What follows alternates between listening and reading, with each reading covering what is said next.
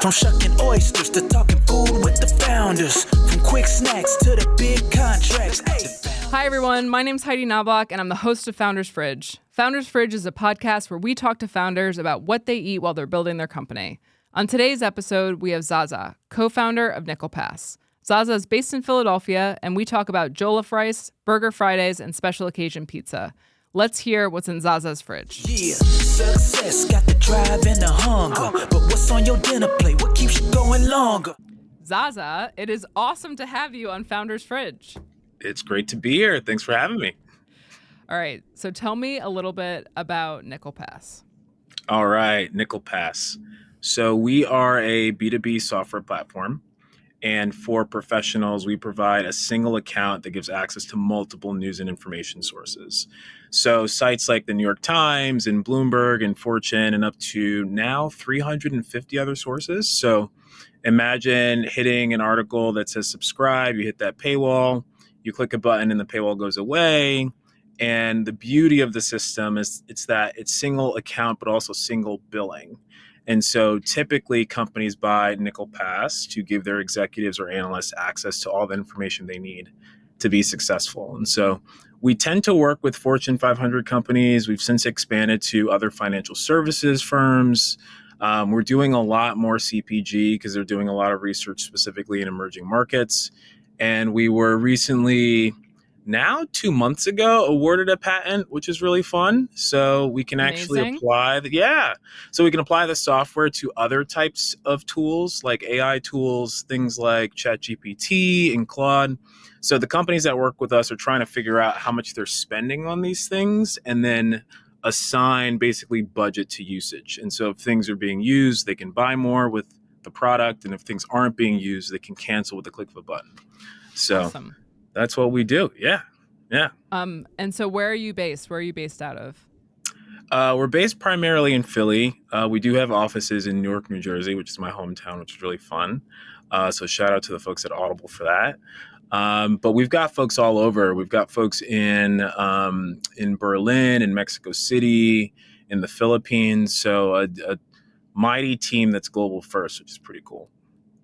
So when did you start building Nickel Pass?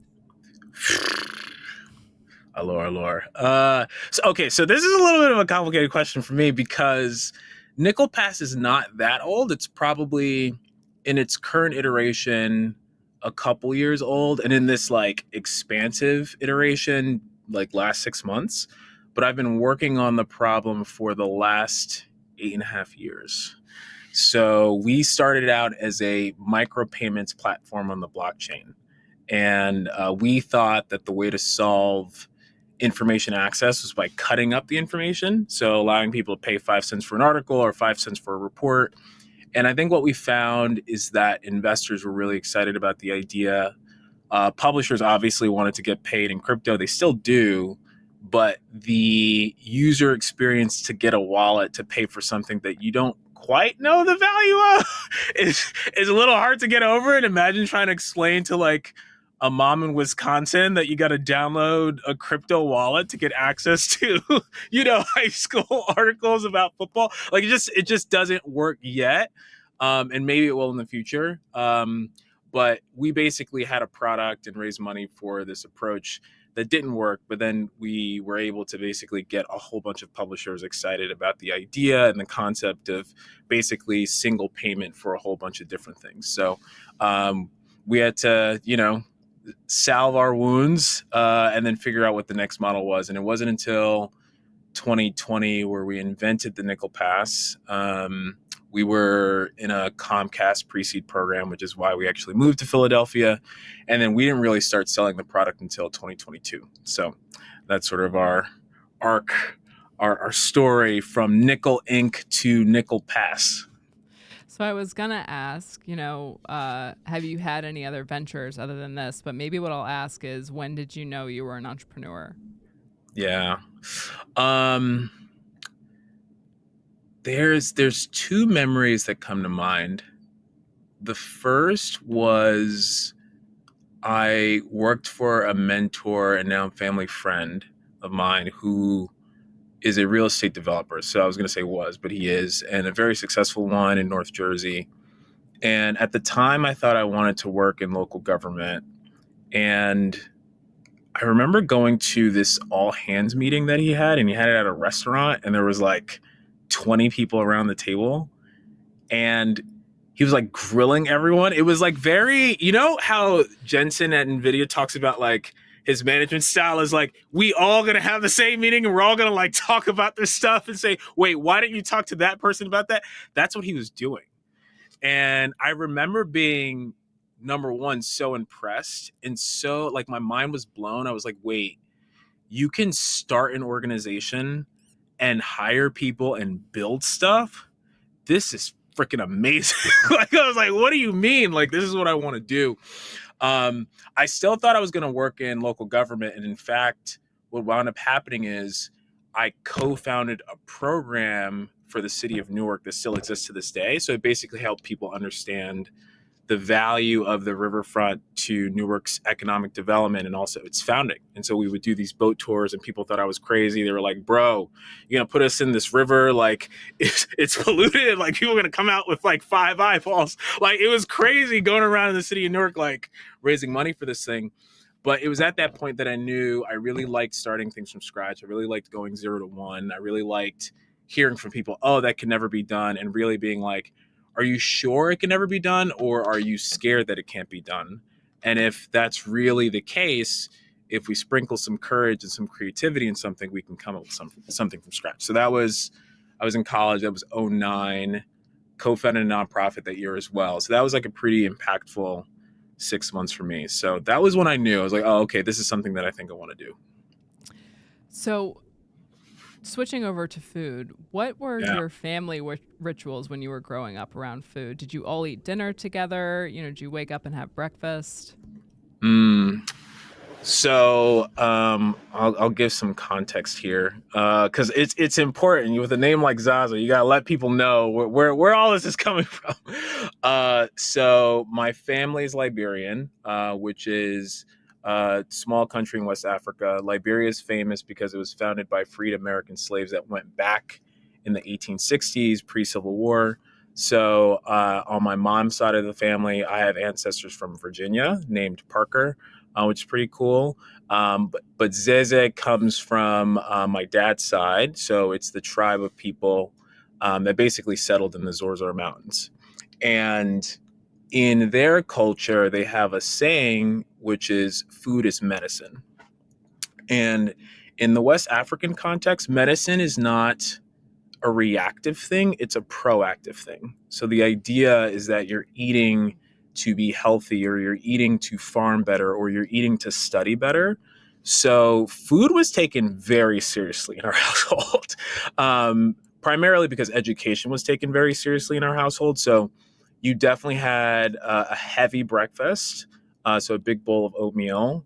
And we typically did ours like not quite savory, but definitely not sweet.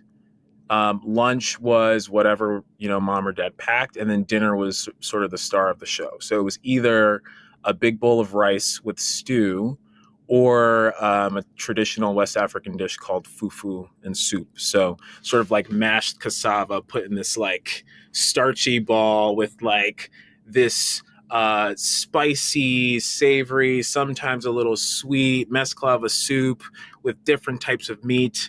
And so the idea was you got the carbs that you needed, you got a whole bunch of protein.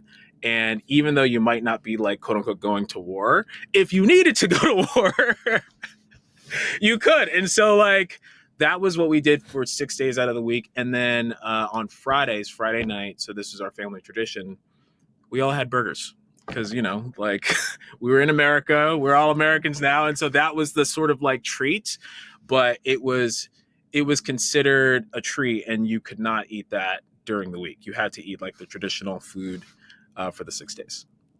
So what was that like, just with your friend group? Did your friends kind of like, what were you eating with your friends? Was it kind of like, oh, I got to get out of my house to eat something? Or was it like, Yeah. Well, what it meant is that pizza took on this like near mythical status for me and my brother. Like, you're like, yo, we get to have pizza? That's nuts. So that's what it meant. What's interesting is that some of my friends wound up getting introduced to African food for the first time through our family. And so I have some friends who their favorite dish is still jollof rice because they ate that with our family.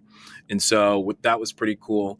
I do remember our first sort of like quasi bullying situation came because like a kid came to our house and was like, the Zaza household smells like burnt rice. Like, so there was a little bit of like this, who do these Africans think they are coming and making all this rice and not cooking bread? So there was a little bit of like mix of cultures where like some of it worked well together and some of it didn't. But at the same time, you were just a kid and you had the same like things, you had the same reactions kids have to food, where a lot of times you got tired of the same thing. You're like, oh, I don't want to eat rice and stew. You're like, can I have something fun? And your parents are like, no. And so, I don't remember feeling like my eating was different because everyone had stuff they had to eat when they were a kid. It wasn't until I got to high school where I realized like, oh, like how we eat is quite a bit different than everyone else. But I think my dad would say that it was a competitive advantage. So he would say that it helped us and it turned out to be a good thing. So holidays and birthdays, just personal celebrations with family. Like, was that kind of the same thing? Did you cook at home for holidays, birthdays, go out to eat? Pizza. It's like hard for me to explain how special pizza was. And what kind of pizza is this? Is this like you doing like Domino's? Is this like Chuck E. Cheese pizza, Pizza Hut? All of the above. So I have to say I'm from North Jersey, and so the pizza in North Jersey, 10 miles west of New York City, is pretty good. And so we had a local pizza place that made fantastic pies. They had a tomato pie that we loved. This was also back in the day where like Pizza Hut was kind of a cool place to go and eat out. So their pan pizza was fantastic with the salad buffet. So, you give something for the parents who maybe they didn't like pizza as much. I remember we had Domino's for the first time when I was 12. And I remember how it tastes with sort of like sprinkled Parmesan on the crust. I'm getting hungry just thinking about it right now. But yeah, it was just like the meal of choice. Burgers were cool and I still love burgers, but we had it every Friday. So that was sort of our like treat. But we probably had pizza once every 3 to 4 months. So it really was like a very special treat. So that was the like birthday. Thanksgiving was different because obviously we had a turkey and jollof rice. So that was a little different, but birthdays and anything that like we got to control, we're definitely having pizza. No question. So now that you're building Nickel Pass, what's your relationship with food like now? Like, how are you eating while you're building this company? Yeah, it's crazy because when your parents are like, "You'll thank me later," and then it's at some point when you get older, you realize you've become your parents. Yeah, that is totally what's going on. That I'm totally on like a rice and protein situation in the middle of the week. I find that it gives me a whole bunch of energy. I find that my blood sugar does not spike as much, which, for the low glycemic folks out there is just such a good thing to have, especially when you're under a lot of stress. It forces me to eat more veggies because like with a rice dish, you can literally just see what's happening. It's like the rice, the protein, and then you're like, it's missing a veggie. And so you're either roasting zucchini or you're roasting broccoli. I read the book and it's still one of my favorite books. It's a cookbook, but also kind of like an introduction to cooking book. Salt, Fat, Acid, Heat. Absolutely. Great book. Fantastic book. Changed my life. Just unbelievable. Basically picked it up during COVID and figured out how to really use salt on things and not oversalt them, and also the purpose of salt, how to use acid, And heat I had always been interested in, had some introduction to, but it was really understanding how to layer salt, flavor, and acid. And that's been a treat. And I would say 5 years ago I definitely couldn't cook, and now like I like my cooking. I'm not saying I would do it for everyone, but I can make a meal for myself that I would enjoy, and at least one or two other people would enjoy. I don't know if I can cook for a big group, but for some people that I know what they like, I can make something that they would enjoy. Do you cook mostly for yourself, or are you cooking for the household? I'm cooking for the household now, which is crazy.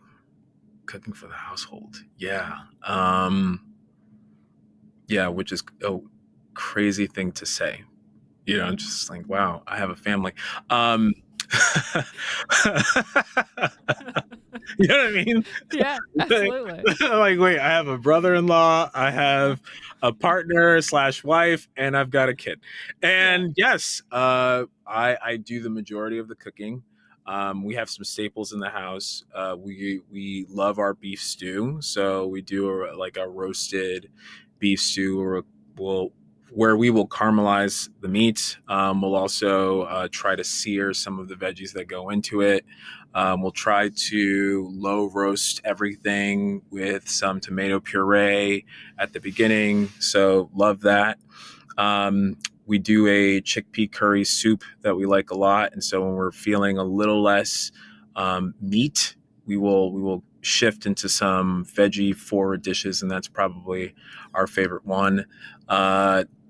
I've been doing beef ribs sort of from scratch, or beef ribs with barbecue sauce from scratch, and we do that on special occasions. So that's been really fun. And there's some salad dishes that we like.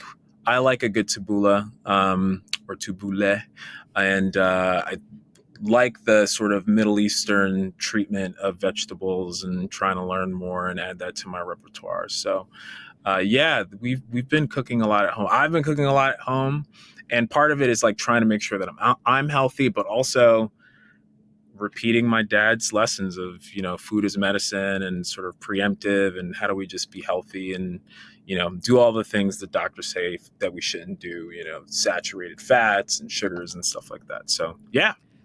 Cool. And when you're cooking, are you following recipes, or are you kind of putting your own spin on it?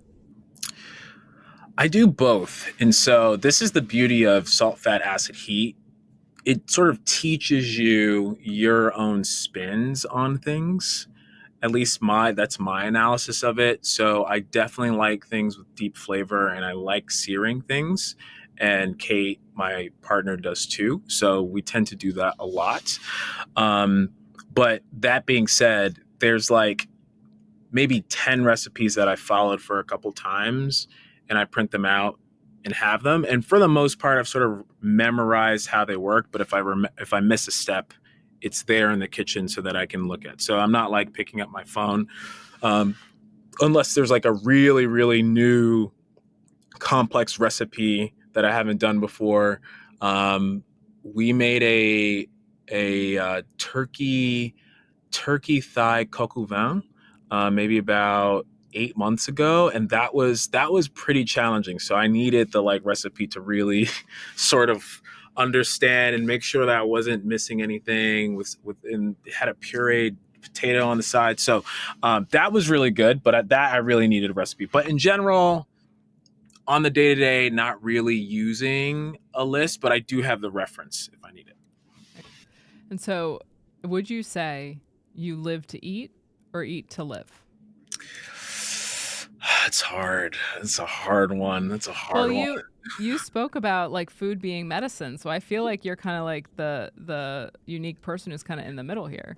That's what I'm saying. That's why it's hard, because it's almost like in the middle of the week, I feel like there is a little bit of cooking of we are eating to live, but we like our flavor profiles. So there is a little bit of living to eat, and we do like experiment with it. So that's so hard. I mean, if I had to pick one, are you living if you're not eating though? Yeah, you kind of need Yeah, You need, yeah, exactly. yeah, You kind of need, like, eating yeah, is just such a, you know what I mean? Like spending yeah. time with friends, like that's all right. I gotta pick one because I'll annoy myself. I think live to eat. I think live to Hmm. eat. I think it's a Totally. big piece of it. You know, I don't think we just eat just to fill the space in our stomach. I think eating is like a bigger thing. I agree. I mean, hence the podcast, right? Because eating is this like great unifier. Like we all have Yes. to do it, you know? Yes, that's We right. all have That's to right. do it. That's So, right. That's right. so what do you eat when things are going really well with the company, like a Mm, celebration? And what do you eat when things are not going so well? oof. If things go well, I'm eating a really good burger. I And love the burgers. I'm yeah, loving this so much. Like yeah, celebration Fridays, like all around the burgers. yeah, Yeah. just all around. It just is what it is. You know, there was a time where, yeah, there was a time where I was having a really good gourmet burger once a month, and it was just one of the best traditions. And you try to find like a new restaurant or pub that had something really good, and you have the different types of burgers where there's like thick cut, there's smash burger. Uh, there's some places that do really good sliders. Back when I was living in the East Village, that I would go to. Um, but yeah, that's sort of the yeah, yeah, the burger. So that's when things are going well. When things are not going well, number one, I might not be eating. So it sort of depends on the season. I've learned that's bad though. I've learned that's bad. I've learned you actually need to eat when things are not going well. But if things are not going well and I need to think clearly and I don't need to add to like my cortisol level, I'm eating a lot of spinach.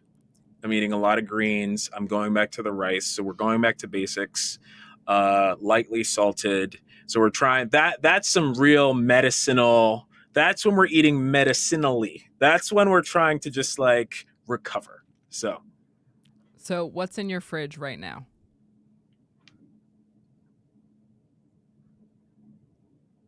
right now, of we have a rack of ribs in the fridge that I plan on cooking in the next couple weeks. We have a whole bunch of frozen chicken thighs, bone in, of course, for the flavor. We've got some frozen salmon. I think I cooked half of it earlier this week, and that's in the freezer. In the pantry is a whole bunch of brown rice, which I appreciate in the middle of the week, but there's white rice too. We've got some orzo. We've got some pasta. Obviously, we've got the chickpeas for the soup. And then in the fridge is we just got some harvest ready corn, some from Amish country, which was really cool. Some bell peppers, which we'll probably make something with in the next couple of days. And then some, there's actually some leftovers from a Liberian stew. My dad came in town last week, and so we got some what we call cassava leaf stew from our outing. His wife, my stepmom, her brother, her cousin owns a Liberian restaurant in West Philly, so we like going there, and they do a lot of good Liberian food. So we got some stew from them. So that's kind of what's in there. Very basic, as you can see. Nothing crazy. Nothing crazy. I love it. So I live in an ingredients household. I feel like Mhm. there are households that are ingredients households, or there are Mm, households that are just like, whatever. And unfortunately, I think you know this, but I owned a restaurant for a long yes. time and got Hmm. totally burnt out from cooking. Hmm. And so I am now one of those people that is definitely eating to live because in Okay. in Yeah. this in the sense that it's such an afterthought for me. I'll be like, Yeah. "Oh man, like I forgot like it's 2 p.m. I haven't eaten anything. Like what's around for me to eat?" And if there Yeah. isn't like just something I can grab. Like if you Yeah. open my fridge right now, there's like leeks, Okay. spinach, Okay. maybe some yogurt. There's steaks because my wife Okay. is cooking a steak thing. And, and it's really bad. There's like a huge block of Parmesan cheese, like nothing that you can just, cut something off of. So, I'll go throughout the day and I'll, my wife will come home and say, what'd you eat today? And I'll be like, well, there wasn't anything to eat. She's like, look in the fridge. There's lots to eat. Like, you're a very capable cook. You owned a restaurant. You can absolutely do this. I'm like, yeah, I don't know. I'm just shoving something in my mouth when I, get too hungry to move on. I realize I'm furious and I'm like, oh yeah, I need to eat something. Yeah. You're like, wait, what's good? Oh, I forgot to eat. Oh boy. I forgot to. That's right. I'm definitely a hangry person. Yeah. I'm totally one of those. Yeah. My couple things like that around food are like, I definitely, if I'm really annoyed and upset, I'm like, oh, I should eat something. Yeah. I hate taking naps. Like, I admire people who can take naps so much. Yeah. But I hate taking naps because when I wake up, I instantly need to eat something. Or I'll just lose my mind. Just like, oh my gosh. Oh my gosh. I know, just losing my mind. I don't want this for you. I want you. I want the love of the game to come back. I know. Well, I'm hopeful through this podcast, it will, so I'm hopeful through this podcast, it's gonna, I'm gonna hear all of my friends, all these amazing founders, what they're doing, and I'm gonna feel inspired. So there we go. Have you watched F1, the new movie that came out recently? No. Okay, so there's a whole, I'm not going to give the movie away, but I will say this whole thing about seasoned veteran who's one of the best in the game that's lost their love for the craft that finds someone to bring them back to the craft and the journey to get back to the love of the game. I love it. That's what's going to happen through this podcast. Exactly. I totally can feel it. Exactly. Okay, so what are you doing for dinner tonight? So for dinner tonight, because we're in New England, we're likely going to do lobster rolls. Ooh, yeah. Likely. That's what's going on. Grandparents are meeting their grandbaby for the first time. They're over the moon. And it's like, they're like, all right, cool. We got our kids. See ya. It's just like, absolutely. You're good, right? You got enough to eat? All right, good. Yeah. Good. I love that. Yeah, probably lobster rolls. Maybe leftovers of that tomorrow if there's anything left. But yeah. I know. I'd love to know after you go out, you text me how much a lobster roll is going for these days in New England. Oh my gosh, I'm terrified. I have to say, I was in Hudson, New York the other day. They have this very cute little shack that has oysters and lobster rolls. Delicious lobster roll, perfect bread, perfectly toasted, and it was $26. I was like, that's actually very reasonable. That's extremely reasonable. That's not bad at all. So all right, so we need a visit. Okay, it's interesting. We had a lobster roll over the summer in Cape May of all places, and I think the lobster roll was about that price, like $26. And we were skeptical, and obviously I'm with someone who's from New England, so they were skeptical. They were like, "How good can a lobster roll be on the Jersey Shore?" There's just the incredulity. Yeah, but it was really good. It was really good. It feels like culinarily, everyone across the board is trying to figure out how to up. They're stepping up. Yeah, exactly. Good. Exactly. Good. So. All right. So tell our listeners where they can find you and know more about Nickel Pass. Yeah. So nickelpass.com. We got a type form where we can get you hooked up.